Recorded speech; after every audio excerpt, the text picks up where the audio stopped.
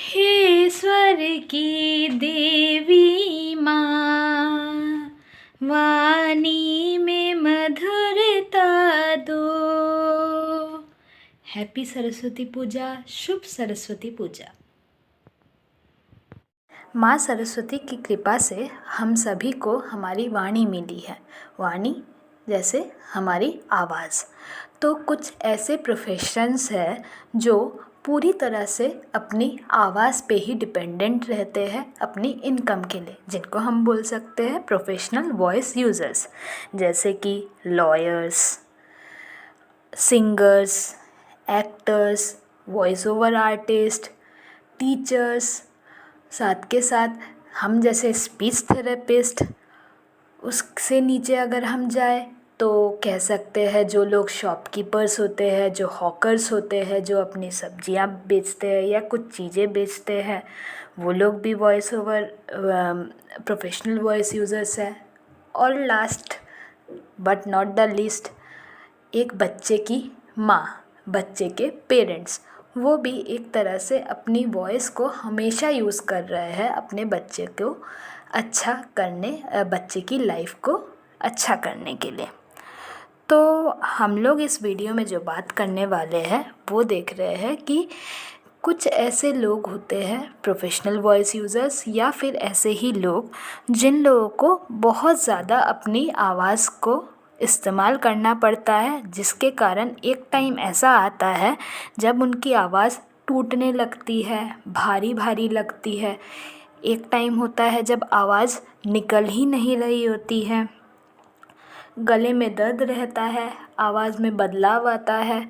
इस तरह की चीज़ें जब आती है तब हम उसको बोलते हैं वोकल अब्यूज़। अब अगर हम ये देखना चाहें कि वोकल अब्यूज़ क्या है, उससे पहले हमें ये जानना होगा कि वॉइस कैसे प्रोड्यूस होता है, आवाज़ कैसे बनती है।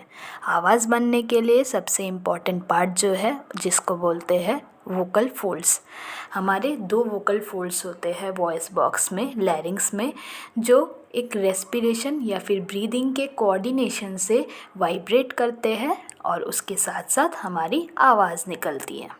देखते हैं इस आवाज़ के ख़राब होने का क्या कारण हो सकता है। आवाज़ ख़राब होने का कारण है कभी कभी बहुत ज़्यादा चिल्लाना, या फिर कंटिन्यूसली बात करना बिना रेस्ट लिए, कम पानी पीना, काफ़ी ज़्यादा अल्कोहल या फिर कॉफ़ी कंज्यूम करना, फिसफिसा के बात करना, बिना मतलब के खांसना। इस तरह के कारणों के कारण एक इंसान को वॉइस प्रॉब्लम हो सकती है। एक और कारण है कि एक जगह पे जैसे रेस्टोरेंट में या फिर किसी बाज़ार में बहुत हल्ला हो रहा है, उस हल्ले के बीच में अगर हम बोल रहे होते हैं, इसके कारण हमें अपनी आवाज़ नहीं सुनाई देती है और हम लोग बहुत ज़्यादा चिल्ला उठते हैं। इसके कारण भी वॉइस प्रॉब्लम आ सकती है। बात करते हैं इस वॉइस प्रॉब्लम को हम लोग कैसे प्रिवेंट करें ताकि हमें एक प्रोफेशनल वॉइस यूज़र को इस तरह की प्रॉब्लम ही ना आए। अपनी बॉडी के पोस्चर को मेंटेन करते रहना जब हम बात करते हैं, जैसे सीधे बैठना या सीधे खड़े होना, कंधों को ना झुकाना। जब भी हम फ़ोन पे बात करें, कोशिश करें कि हेडफोन्स में कम बात करें और डायरेक्ट कॉल पे बात करें।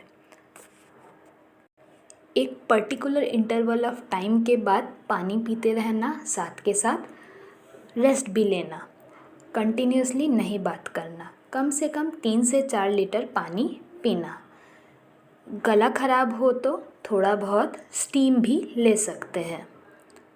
और कभी भी आप लोगों को अगर लगे कि गले में दर्द हो रहा है या फिर गला टूट रहा है, गले से आवाज़ नहीं निकल रही है, इस तरह की अगर प्रॉब्लम फील हो या फिर गले में कोई लम्प सा फील हो रहा है, तो आप सभी को पक्का ही पक्का ENT डॉक्टर और साथ के साथ स्पीच थेरेपिस्ट, वॉइस थेरेपिस्ट को दिखाना पड़ेगा और उनसे कंसल्ट करके अपना ट्रीटमेंट करवाएं।